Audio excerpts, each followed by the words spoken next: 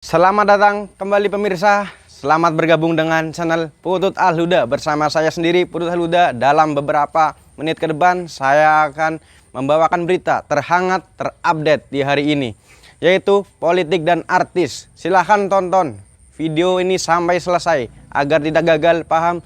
Salam waras, salam NKRI. Aroma busuk istana bersihkan Nasdem dari kekuasaan, lakon Jokowi masih kuat berkuasa hingga alasan mengapa harus Anies Agus alias Ahaye. Bau busuk istana dalam menyingkirkan Partai Nasdem dari kekuasaan makin tercium saja. Bau busuk itu menguat lantaran Anies Baswedan semakin menjadi dengan motor Partai Nasdem. Hal itulah yang kemungkinan besar tidak disukai Presiden Joko Widodo bersama koleganya, sehingga saat ini mencari jalan agar 3 menteri dari Nasdem angkat kaki dari istana.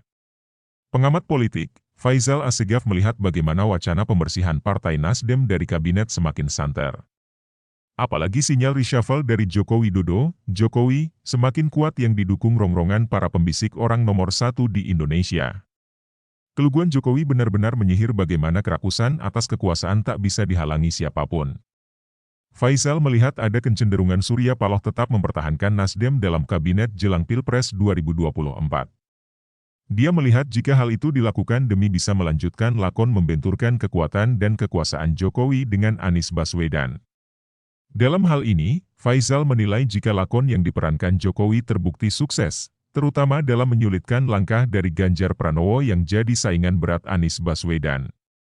Nasdem bertempur di lingkaran kekuasaan dengan mempertahankan 3 menterinya, kata dia. Selain itu dalam kacamatanya, Nasdem terus merangkul PKS dan Demokrat yang kemungkinan besar sudah setuju dengan maunya Agus Harimurti Yudhoyono alias Ahaye untuk mendampingi Anies. Sembari merangkul PKS dan Demokrat untuk menggalang dukungan rakyat pada Anies Agus melalui isu perubahan, jelas Faisal, melalui cuitannya di Twitter, Senin, 2 Januari 2023. Faisal melihat jika Ahaye sudah masuk ring 1 dalam peta kekuatan PKS dan Demokrat yang di masa lalu dikenal sangat intim. Mengapa Anies Agus? Kedua sosok sudah disepakati PKS, Nasdem dan Demokrat. Sejauh ini tidak ada perubahan, peran JKOSB sudah deal dan final, terangnya. Bukan itu saja, partai lain di luar 3 kekuatan besar, ada Partai Umat yang juga terlihat sangat setuju dengan pertaruhan Anies Baswedan bersama Ahaye. Untuk memantapkan perkawinan dua anak bangsa ini, giliran SBY dan Yusuf Kala, JK, untuk melobi. Di luar soliditas perubahan yang terus bergerak, Ganjar kebanjiran hujatan, selain dinilai mengganggu PDIP, di sisi lain terjebak banjir benaran. Sementara Ganjar yang dijegal, Prabowo Subianto dan Puan Maharani beda lagi. Mereka berdua dilematis. Yang diuntungkan adalah Anies dan Agus Harimurti Yudhoyono, Ahaye. Nasib sama dialami Golkar, PAN, PPP dan PKB. Kata Faisal, arah mereka saat ini kurang jelas. Sementara Prabowo dan Puan gamang, deal politik nasi goreng terlanjur hangus sebelum disajikan.